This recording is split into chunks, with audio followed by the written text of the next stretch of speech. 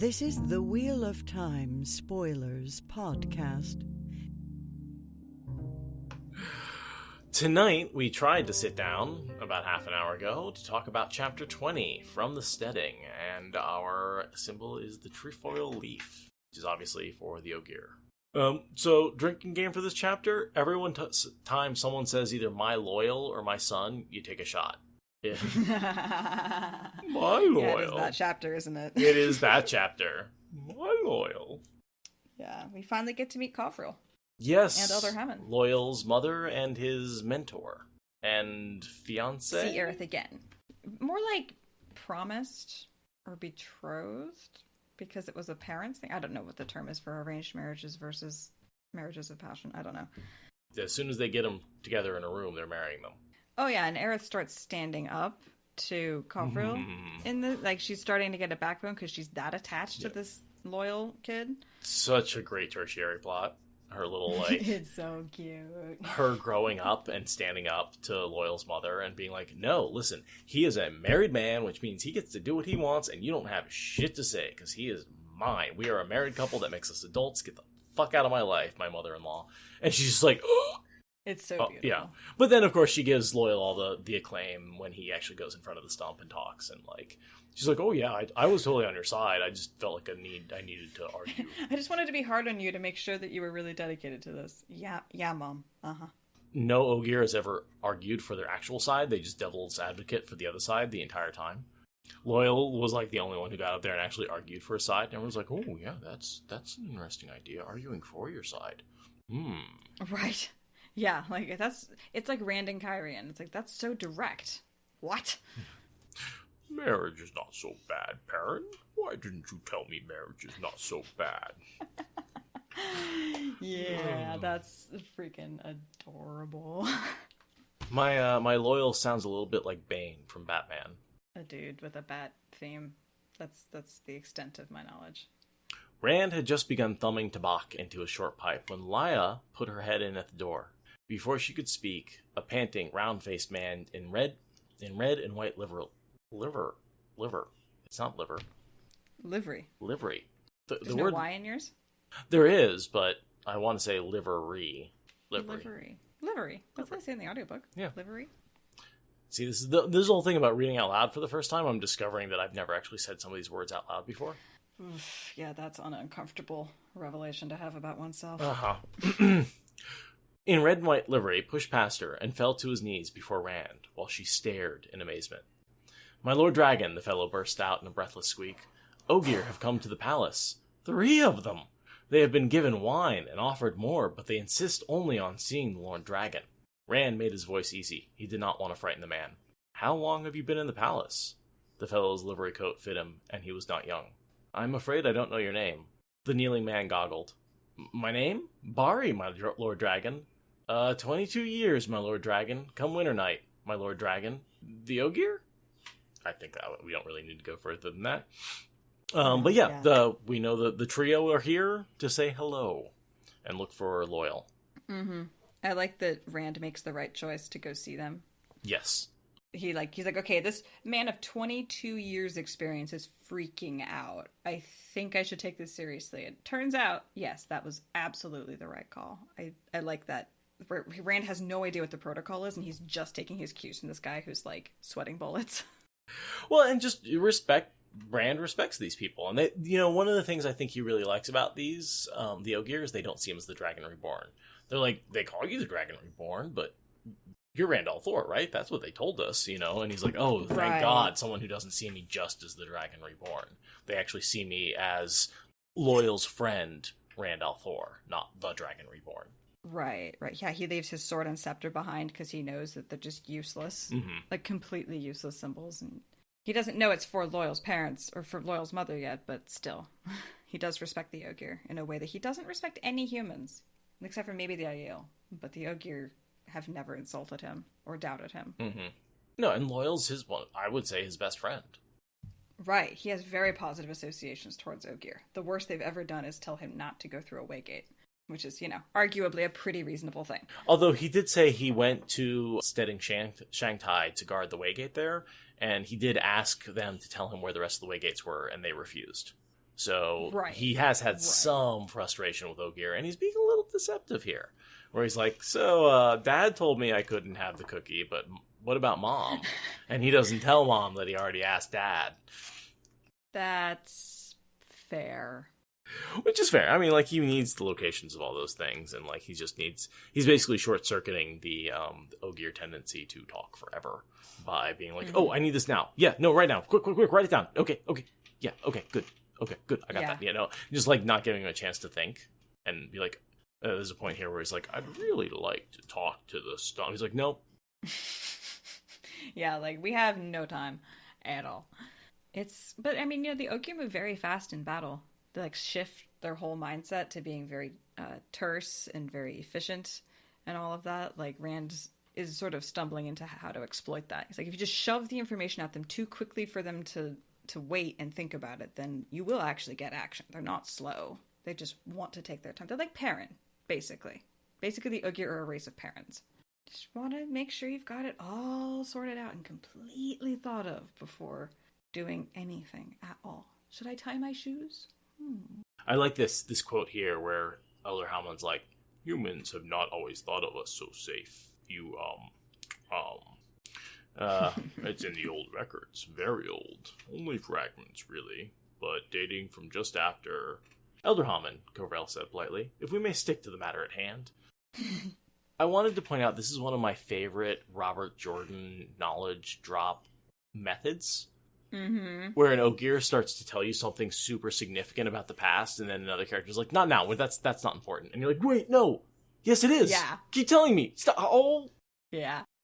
And that's how he, like, gives you these hints about a bigger universe without actually giving you all the details of what's going on. Yeah, he's able to exploit the Brown sisters in the same way. Yeah, exactly. Yeah, he does the same thing with the Brown sisters, where they're like, oh, and I remember this one. And that's where the most important information... Always. Absolutely critical plot hinging information. Or at least subplot hinging information. Yeah, it's a hilarious way for him to roundabout feed you exactly what you need. But no more. Literally no more. And it's so frustrating. It's very related to the Columbo. Just one more question. Just when you think he's done, it's just like, oh, just one more question. And that's the actual important question. Same thing with Jordan and his knowledge drops, where you're like, oh, just one interrupted sentence. You're like, wait, oh, that implies things. Yeah. And in this case, it implies that Ogier are a force to be seriously reckoned with. And we do see that in the last battle, and we see that with the Shan Chan. But it's just, the stories involved in humans did not always think us so passive. That's a lot of backstory there. That's a lot of backstory there in one sentence, you know? And then he makes you do all the world building. Backwards from that, he makes you do all the work to construct why that sentence got stated. Mm-hmm. It's almost as good a story as, what is it, baby shoes never used, for sale? Eesh. For sale, baby shoes, never worn. That's brutally sad. Yeah, and I feel like this comes close in terms of storytelling and background and information, and also kind of sadness, right? Like, the Ogier that we know as this incredibly peaceful, wonderful, non-violent group of people were violent and terrible.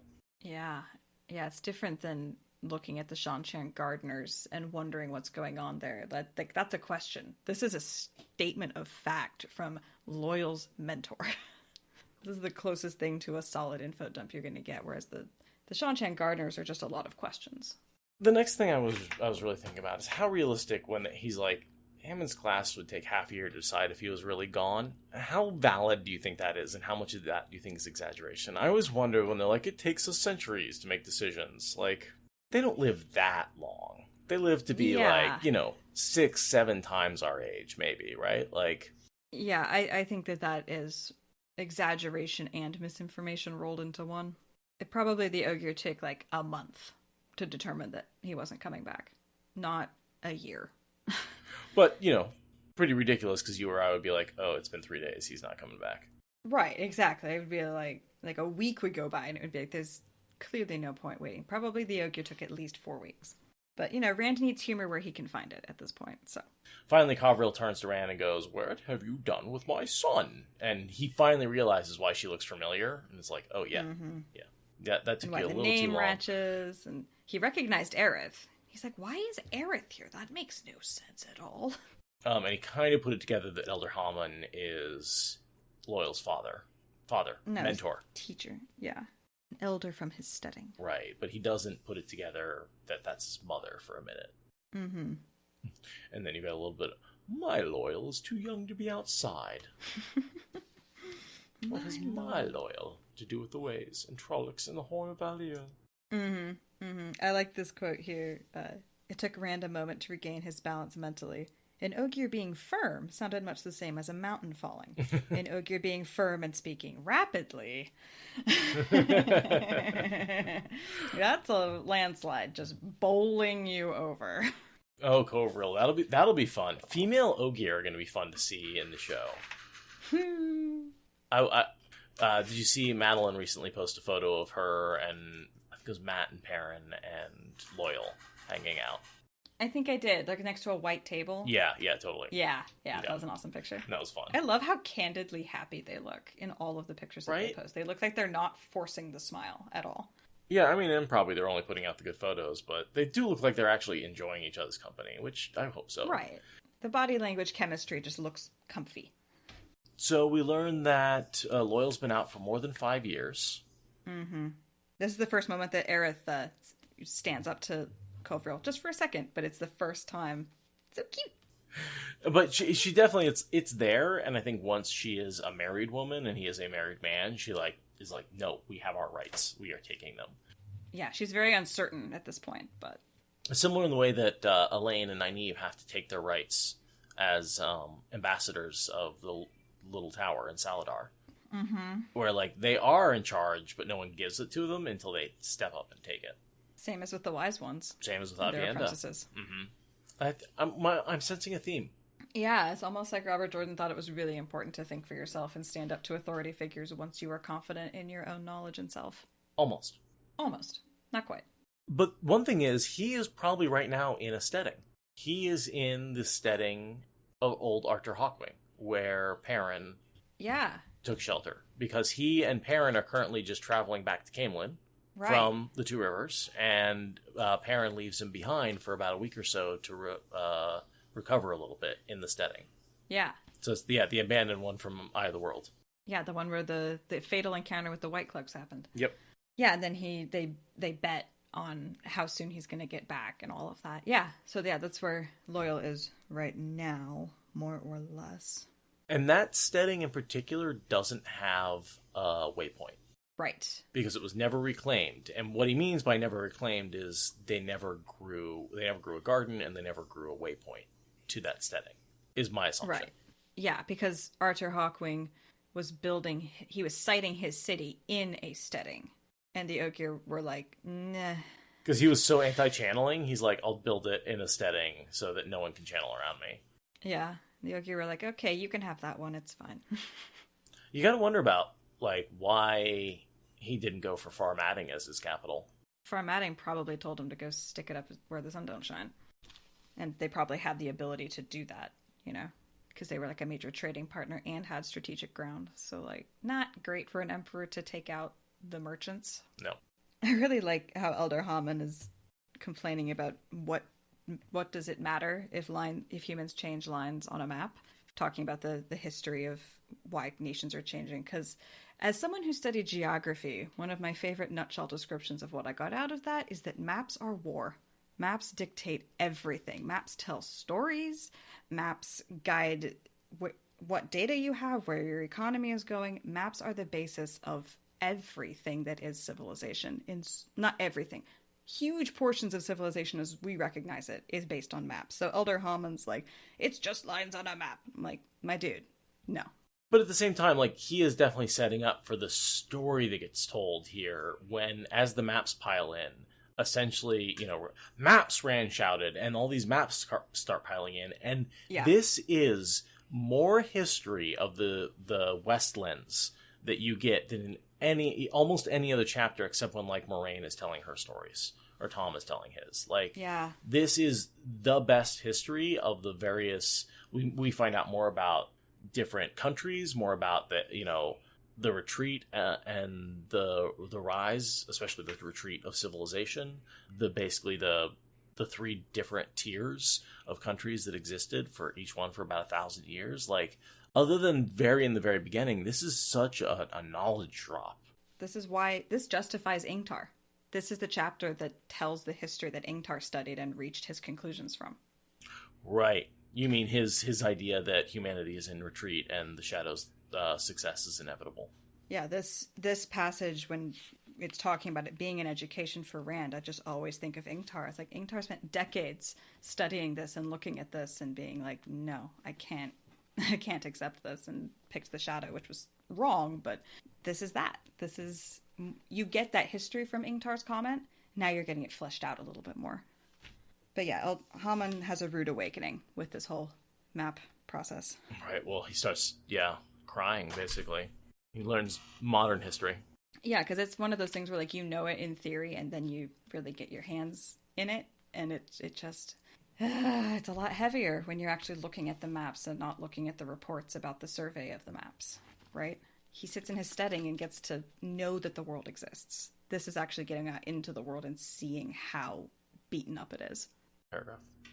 Whatever Haman believed, much could change in 3,000 years. Great Ogier-built cities had ceased to exist, some leaving not so much as a name behind. Great cities had risen that the Ogier had no hand in. Amador, begun after the Trolloc Wars, was one, so Moraine had told him, and Chachin in Candor, and Shol Arbella in Arafel, and Fal Moran in Shinar. In Eridomon, Bandar Eben had been built on the ruins of a city destroyed in the War of the 100 Years. A city Moraine knew 3 names for, each suspect, and itself built on the ruins of a nameless city that had vanished in the Trolloc Wars. Rand knew of a waygate in Shinar, in the countryside, near a moderate town that had kept part of the name of the huge city leveled by Trollocs, and another inside the Blight. In Shadow murdered Malkier. Other places there had simply been change or growth, as Haman himself had pointed out. The waygate here in Camelin sat in a basement now, a well-guarded basement. Rand knew there was a waygate in Tyr, out in the great pasture land where the High Lords ran their famous horse herds. There should be one somewhere in the Mountains of Mist, where Menethrid had once stood, wherever that was. As far as Stedding went, he knew where to find Stedding Sofu. Moraine had not considered Stedding or Ogier a vital part of his education. I need to work on that a little bit. Getting better, though. Thank you. The editing does a lot for it. It's always harder to see from the inside. And so, and then there's a whole another paragraph about all the ones who have faded and been retreated, and there's just so much about these history, and I'm not sure that there's anything really to say about them other than this is sort of a fun chapter to piece together history and sort of figure out, like, oh, this country became this country, became that country. Yeah, we don't ever really follow up with any of the cities or any of the lore. This is just for texture. It's not for plot at all, which is lovely. Lovely and wonderful, and not necessarily interesting podcast content. Something that is podcast content is when a page earlier, Rand is wondering why the Forsaken don't pour a few thousand Trollocs out of a gateway. Which we don't get that question answered until way later. Way later. We don't learn that they can't pass through gateways until Death Gates get introduced, I think. I could have sworn we, knew about it already. Well, Rand doesn't. I know Rand doesn't, but I could have sworn that was something that we as readers were aware of. Maybe we learn it with the super goals. Yeah, it's one of those things where that's so ingrained into my head that Shadowspawn can't pass through a gateway. I have no idea where I first learned it and how long I've known it. So if anyone could point out where that information first comes up, I'd love to hear it. It's probably an Aes Sedai thing, because they would know that Tar Valon is protected. But I don't remember it getting mentioned explicitly until Death Gates. But yeah, it's a detail that could just be slipping my mind. I also like over on the next page that we see that Rand will not eavesdrop on the Ogier. He still has a grin, even if it's bitter. He still has some amount of ethics around privacy. He thanks people when they bring him wine. Like, he's not as messed up and tunnel visioned on being the Dragon Reborn as he becomes yet. Like, you're seeing hints of Darth Rand, but he still has a lot of human Rand peeking through. Yeah, well, he still hasn't gone through the box yet. You know, I feel like that's Right. a big change from him essentially treating people like people and treating people like objects. Yeah, so I feel like this, I guess because I know we're coming up to Dumai's Wells, I'm just looking for all the things that Rand loses, and I'm finding it all through the narrative. Just Sure. He apologizes when he snaps at people. Like, that is not something that Darth Rand does. I've often thought of Rand as being very, like, bimodal. Like, there's Eye of the World Rand, and then there's everything before Zen Rand, and then there's Zen Rand. And this read, especially now that I'm doing more of the episodes with you, I'm really seeing how insidious the transition actually is. It's not binary. Oh, it is. I mean, it's... And on different levels, and different levels come out at different times. Mm-hmm. There's the internal conversation, there's the external behavior, there's the way he treats other people, the desire to be hardness, the voice, the memories. There's so many different levels, and they come out in different ways in different times. Yeah. He's a very complicated character. A lot of people are like, oh, Rand, he's just the boring. And I'm like, no, Rand really is the masterpiece of the Wheel of Time. Rand, despite liking some of the side characters more as characters and maybe enjoying their stories, this is the story of Rand. This is him going through all, the books are around his stages of development, from farmer to hero to king to emperor to god, essentially. Mm-hmm. Like, it's so complex. We see so much of it. All the other characters kind of revolve around it. Like, love it or hate it, the Wheel of Time is kind of Rand's story, and in a lot of ways, Egwene mirrors that a little bit and steals some of the spotlight, and of course some of the other Emond's Fields 5, get on stage. Yeah. But it's Rand's story, and I love the books, and I love Rand, and I love his story. And I know sometimes I go off about how crazy he is sometimes, but that's just because he's fucking crazy, but I love him. Like, he's a great character. Yeah, I definitely used to see him as a much more one-dimensional character around which all these very complicated people happened, and with enough rereads and enough discussions, you start to realize that he's bland because he's so encompassing that you really need to back up even farther to see all the details. The other characters have to be so complex just to keep up. Mm-hmm. And you spend so much time from Rand's POV, it's very easy to miss what's going on externally, because you're in his head so much when you're with him. It takes a village to understand Rand al'Thor. It does. It really does. Every map in the palace. So many maps. Right. So then we get a list of stedding all over the place. Was there anything in particular you wanted to say about those? I like Kovriel backseat driving over Elderhound's shoulder. That's hilarious. That is funny. He's like, "You think I'm gonna forget any?" And then later she's like, "You forgot one, honey." And he gives her a look. And he just glares at her and then inks it in. And I was like, "Yeah, you forgot that one, buddy. Yeah, you did." And there's also a paragraph here that is the majority of what Ogier Tendencies and I had to work with when we did the whole discussion about the breaking geography. There's a paragraph here. Oh, yes. Dry land became sea, and sea dry land. The land folded as well. Like, I mean, we didn't really use this passage as like a true guide, but this is pretty much all the information that you ever get. This is the most specific geographic description of the breaking that you ever get. Snapped right in here. But yeah, I wanted to say, I noticed some of these were swallowed by the blight, so we have Trollocs. I assume that's where the Trollocs are gathering, just in the blight around those gates, and filtering down to all the various other places following Leandrin's book. That would make sense, right? Or wherever she got that map from, yeah. That's why, again, bringing up Fire in the Ways, because I've been reading that recently. They use her little book to navigate. Oh, interesting. Because they don't have Loyal with them at the time. Although they do at the end. But what they're using to navigate without, because they don't have Ogier, is they're like basically copying Leandrin's little black book. Because like, well, if the Trollocs can navigate, right, they must have some method, and obviously they got it from Leandrin. So, well, where did Leandrin get it from? Does that get explained? Forsaken would be my assumption. Reasonable. Is that's like she was given that by Ishamael? I wonder how he worked it out. Well, Ashamael is the master of the dream, and, I have an opinion that in the first 3 books he never was actually able to get into the real world. We only ever see him in the dream.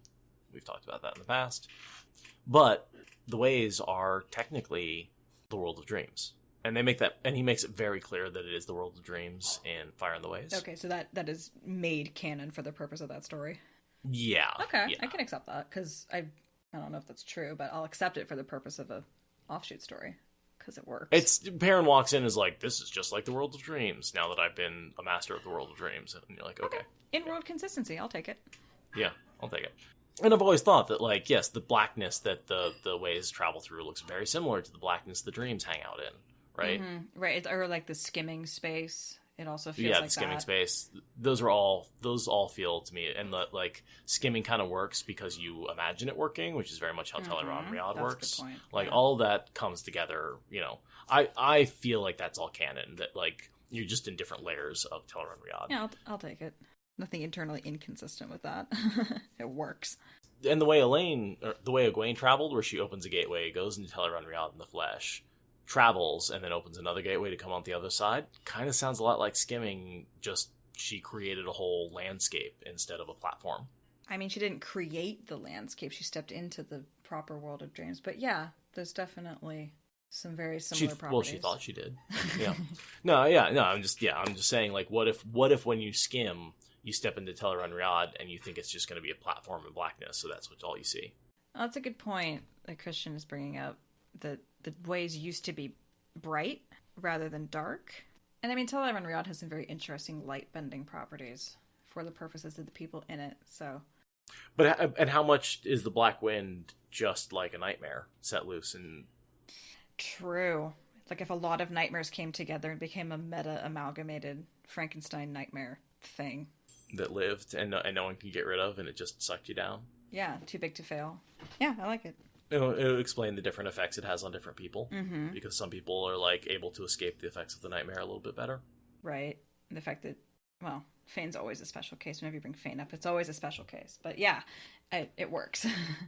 Fane Moore was like, hey, buddy. But he spoke to some voices in it, and some of them spoke to him. Some of them were afraid of him. Like, it points to Machin Shin being not one entity, but many entities bound together in some creepy way.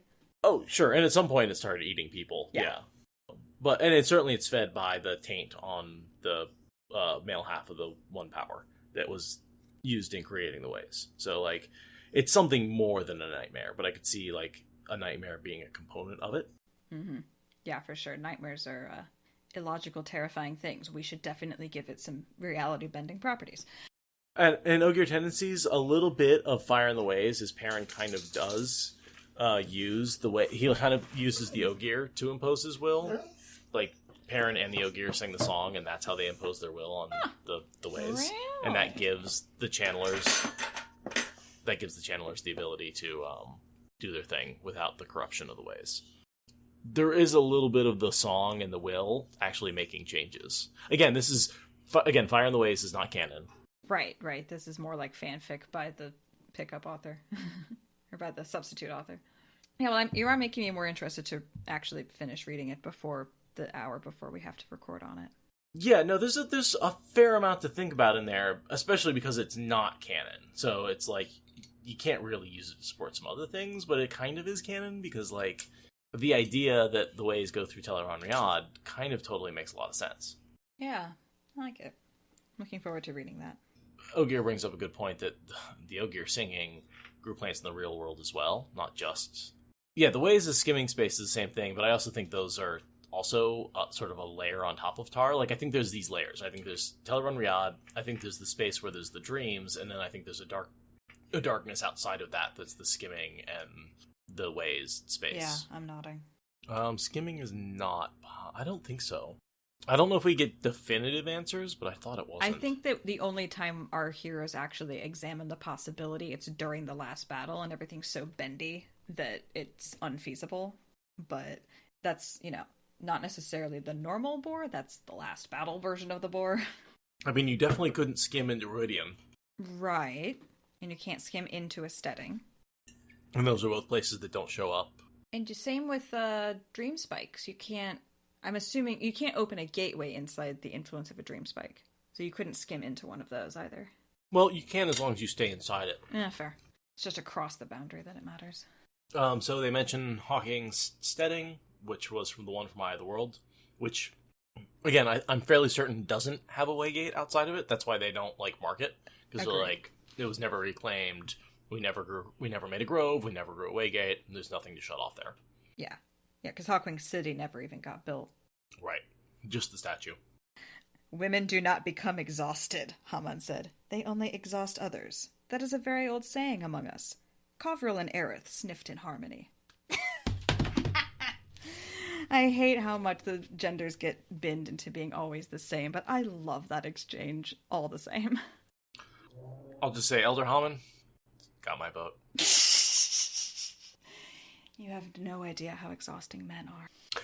That is, yes. Yes, that is very true. I have some understanding that we are exhausting. I think perhaps only the second half of that statement is true. It works within the context of the cultures being described here. It's really funny. People are exhausting. Like, yes. People are just exhausting. This is a straight out of the gate, out of the box factor about people. You are all exhausting. Said like a true introvert. I raise my glass. Yeah. And I mean, that's what the Ogier are, right? They're these big introverts. Yeah, long-lived introverts that are super one with nature. It's like, I want to be an Ogier when I grow up. I'm a big Ogier now. Yeah, and then we just get a lot of sort of steading in villages, like places that used to be big but have, like, died in one of the last 2,000 years. Yeah.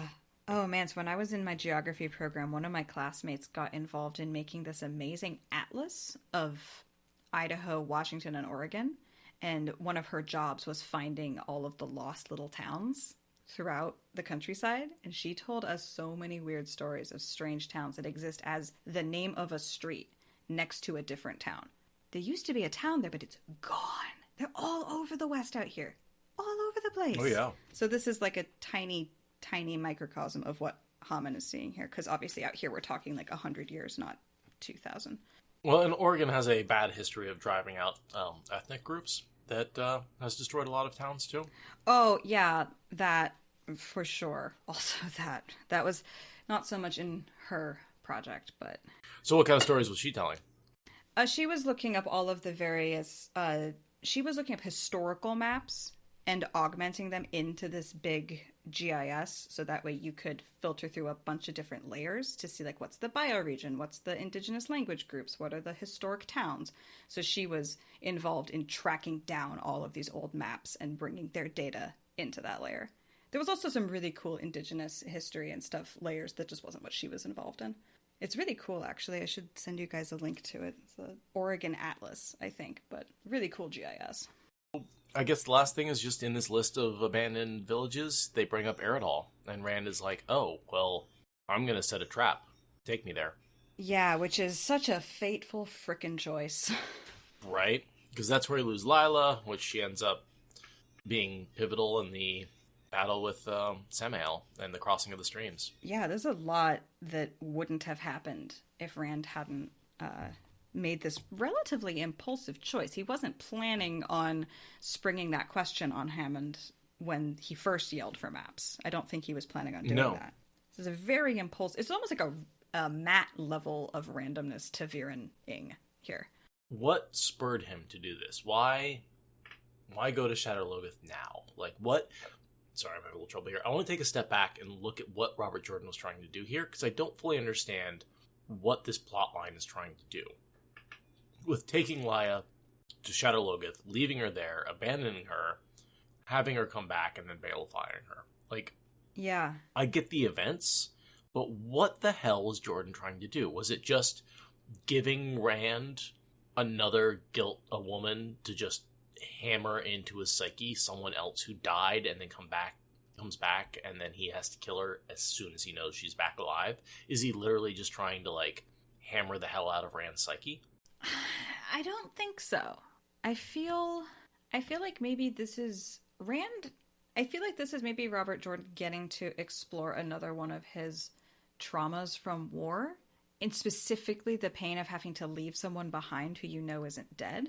Like, I've never read an interview or an opinion piece on this, I'm just spitballing, but I feel like this scene has, like, Rand never has to go back for someone. He never has to abandon anyone. We never see him really go through this ever again, so I feel like it has to be Robert Jordan working through a very specific emotion and being like, that would be an excellent angle to hit Rand with, but this whole plotline always has felt very almost forced to me, so I'm going to blame Robert Jordan needing to get something off of his chest for making it happen, but that's just me spitballing. I've never read an opinion or an interview to support that. No, I agree that it has felt like a very forced, like, what caused Lila to wander off? Why was she not part of the group? What did she disobey? Why did she disappear in the middle of the day? Why didn't she try and come back? Did she fall? Did she hurt herself? Did she go into a building? Like, what? Yeah, why did she do that? Why did she break discipline? And it's just one of those things where we're just left with no answers, and I'm always left very unsatisfied by Lia's plot line. And I think that might be deliberate, and if so, bravo, because fucking feels terrible. Yeah, it's got to be deliberate. He must have known how weird that was. Right, and I think he's trying to make us feel as bad about Lia as Rand does. Right, which, he doesn't get a lot of chance to build her up as, the 1500th character that he's introduced so far in the series. So he has to make us care through Rand. And I mean, bringing him back to Shadar Logoth is very important for a lot of other things, but even then, the whole Samael death, like we talked about before, is a very unsatisfying way to kill off an enemy. So I wonder if, again, maybe that's also RJ being like, sometimes you don't get the satisfaction of the kill, even though you get the certainty. It's possible to have a hollow certainty or something. It's confusing. But like you said, if it keeps us coming back and feeling this confused about it, then bravo to Jordan's skill yet again. Right.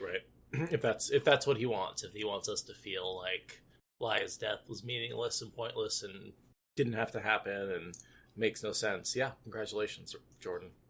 You've successfully made death feel pointless and meaningless. But it makes sense, right? I mean, not every soldier dies a heroic death. Lots of them die from accident or friendly fire, to say nothing of suicide. But even in wars where suicide isn't a problem, like, there's a lot of ways to die that are not glorious.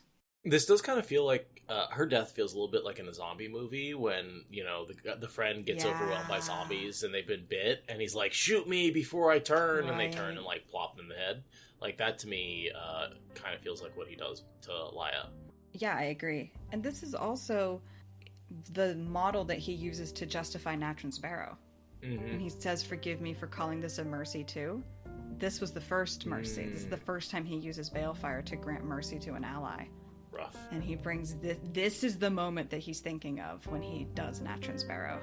So it's, well, not this moment, but the moment that this is setting us up for. Yeah, that's... We're like, okay, we just did the next chapter too. I know, right? Right. Leah's plotline is one of the ones that just really tugs at you. No, and this chapter very much is a setup for the next one. Yeah, info dump, setup, character arrangement.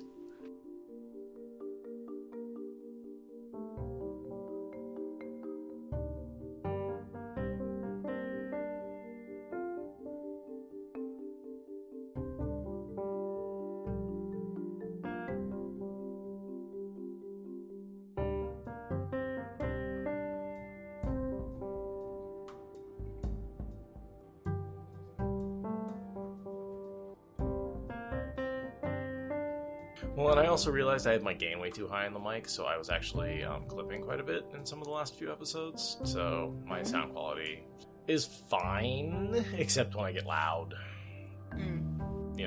So I turned the gain down on my mic, so I'm hoping this is going to be a better overall quality. And I was just picking up a lot of fan noise and stuff that I was like, why am I picking up the fans that are outside my window? I shouldn't be.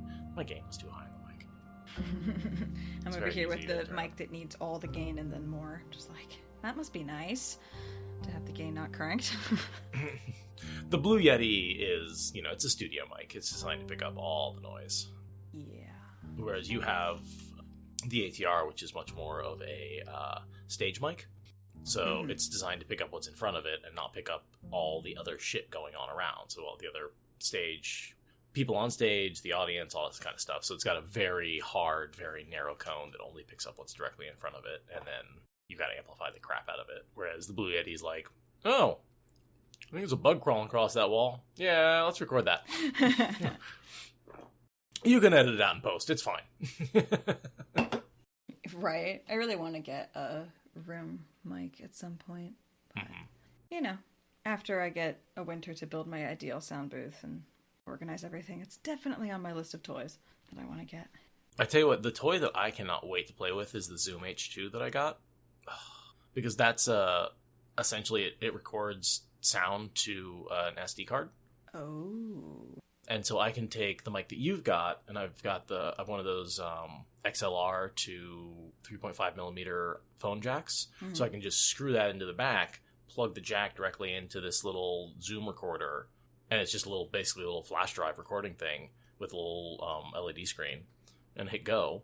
And I can record. All I need is the mic and this little fucking like pocket device, so I can just right. So I don't need a laptop. I don't need portable chargers. Yeah. It runs on AA's, so I can just, it runs for like 6 hours on a pair of AA's. You just got super mobile with that setup. Super mobile, and it actually has a built-in microphone that it's. This was a $200-$300 device when it was new, so the microphone is comparable to the Blue Yeti, the built-in microphone. I've actually, a couple of the episodes that have come out, I've released my track on the Zoom. I'm probably not going to keep doing it because I have it's on the desk and I keep bumping the desk and that makes noise. Right. And now I figured out that my Blue Yeti gain was too high. I turned that down and I think I'll get better quality out of that. But the Zoom H2 is surprisingly good audio. So now, even without an external mic, I can just literally set it down on the desk and produce podcast quality audio anywhere, anytime. So that is super awesome. Yeah, I'm pretty stoked about it. And it's more designed to be like in a band studio, but that's designed to pick up like a room full of pretty loud noise. And it does a good job with the voice as well, because it's designed to also pick up a voice track. Nice. So I've been experimenting with it and very happy with it. I think I got Travis on it once. Like I said, it's not better quality than the Blue Yeti, but it's got a lot of other things going for it. Right. And if the quarantine ever ends, it'll be something I will definitely take to any con I go to, so I can I'll just be able to do freaking interviews and stuff like that with no laptop or anything. I'll just have this in my pocket, flip it on, and be like, all right, Pocket podcast. Dope. Right? And it's got a 4-channel microphone, so it's got 4 microphones in it, so I can do two stereo tracks, one in the front and one in the back. Wow. 2005 device. So it's got that like black and yellow LED screen and stuff like that, but like it writes to an SD card, and I popped in a 32 gigabyte SD card. There you go.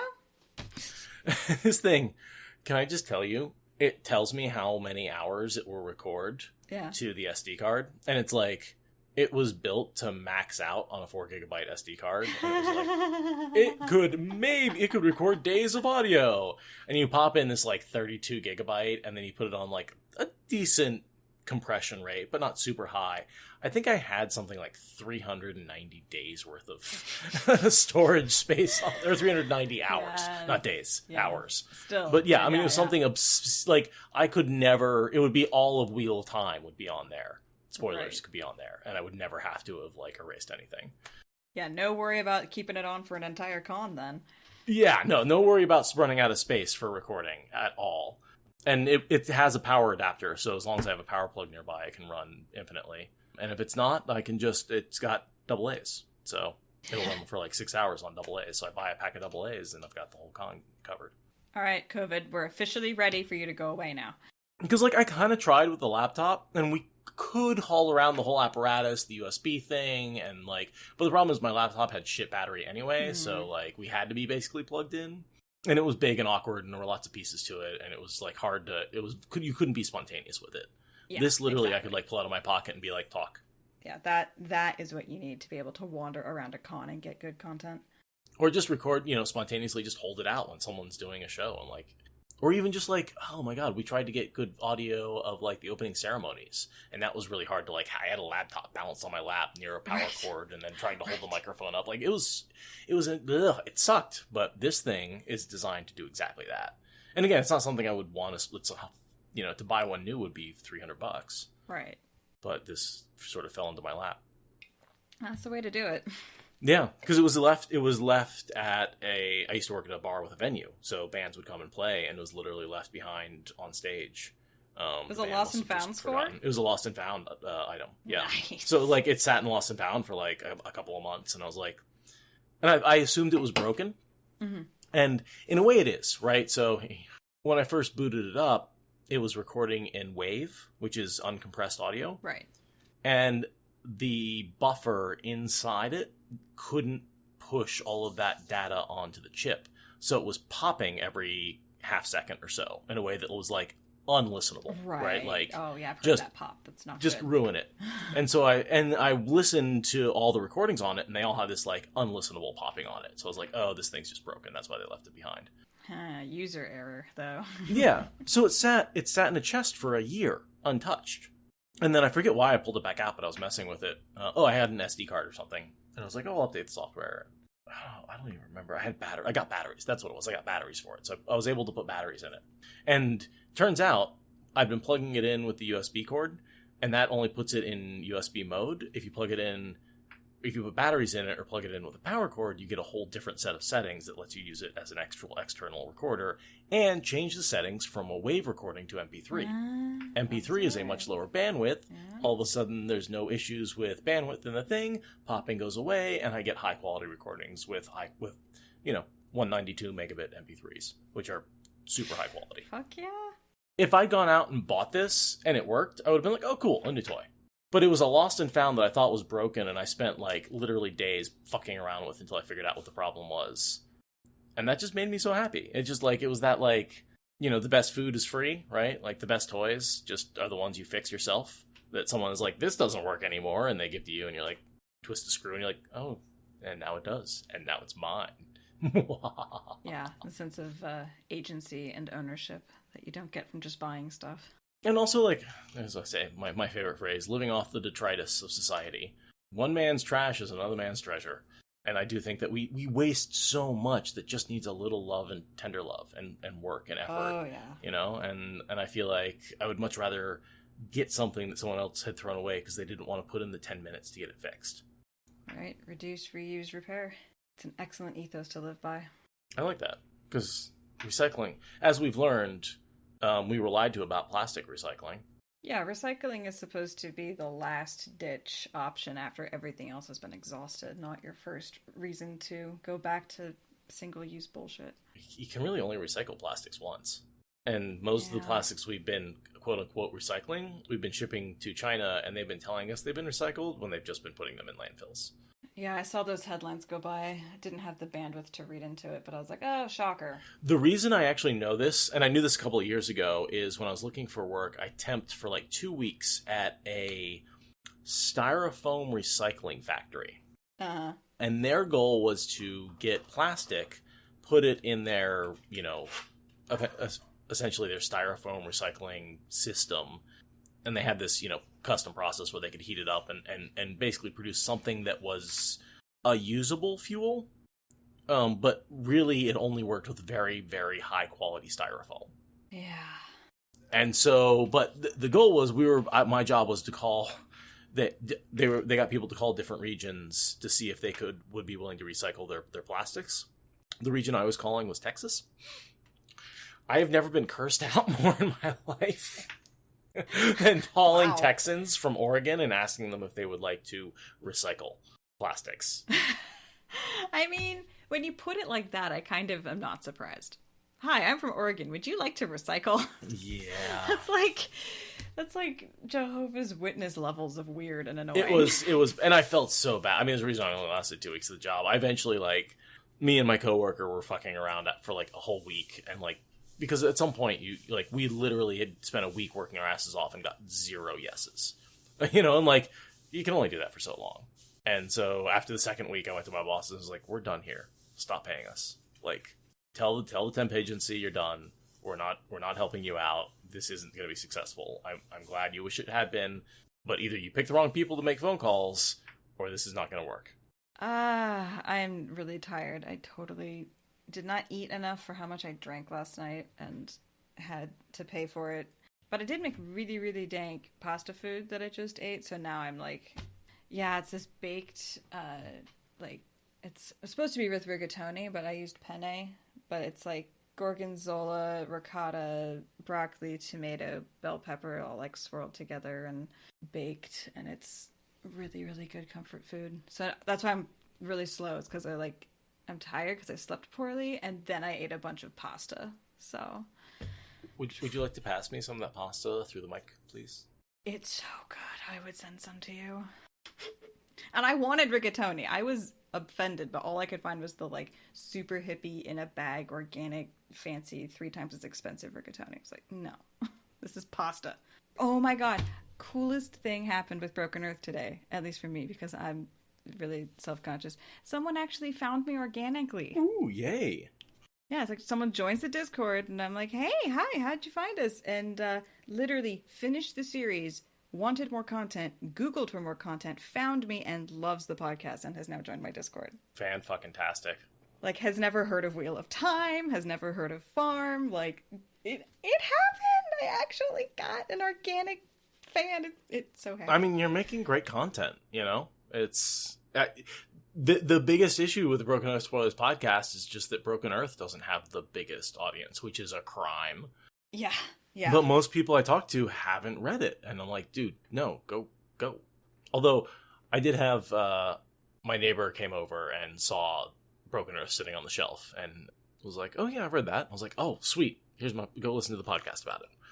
So, I don't know if she has yet or not, because I was like, no, I'm not really, I'm only on it occasionally, but... Right, yeah, for sure. And you know how it is when you recommend a podcast to somebody, like, oh, sure, I'll go listen to that. You're like, I'm sure you're going to. I so believe many you. that I am going to listen to. I have reams. So yeah, I don't take it personally when people genuinely, they mean it when they say that they're going to listen to it, but I don't take it personally when they don't, because... No, and especially people who exciting. haven't read The Wheel of Time, when they're like, oh, I want to listen to your podcast. I'm like, no, you don't. You really no, sorry. Okay, step 1, read 14 books twice. Yeah. Step 2, download my podcast at this link. And like people look at me and go, only 300, 400 episodes. Step 1, that's a little rough. That's yeah. But at least that's one thing about Broken Earth, is that is something that you can legitimately say, go read this trilogy. It's a fast read. Stick with it, and you'll love it. And then go listen to the podcast. And I do have several people who have joined, are reading it for that exact reason, which is very gratifying. I'm doing the work to try to get the audience bigger. Broken Earth is a much easier sell than Wheel of Time, in my opinion. But there is also the part where you have to be like, okay, you need to be okay with dead children and other very sad, traumatic things. Like, bit of a content warning. I mean, I don't say you have to be okay with dead children, right? You have to be okay with reading about the fact that children die. I think there's a very... I've had people who were... I have to be okay with there dead have children. been people who said that it was too heavy for them. It is heavy. And so I've been trying to craft a content warning to put in the elevator pitch. Okay, fine. Okay with dead children is extreme. Jeez. It's just, it opens with a really heavy bang. So it's, yeah. Like, I want my mom to read it, but, like, just so you know, there's going to be some serious maternal sadness. You know what, Aradia? We definitely, I feel like we've gotten into doing a lot of preamble. Maybe I'm just, you know what? I've been stuck in my apartment a lot. I need to talk to more people, is what it boils down to. Pretty much. Yeah. And I'm like, oh, I get to talk to somebody. Awesome. I'm going to talk to your off for half an hour before we start recording. Quarantine's a bitch. Yeah, it's just what it is. This fucking world right now. With this light cursed world right now. I know. It's hard. Thank you for listening to the Wheel of Time Spoilers podcast. Rate us in the Apple Podcast app or support us on Patreon. Is that good enough?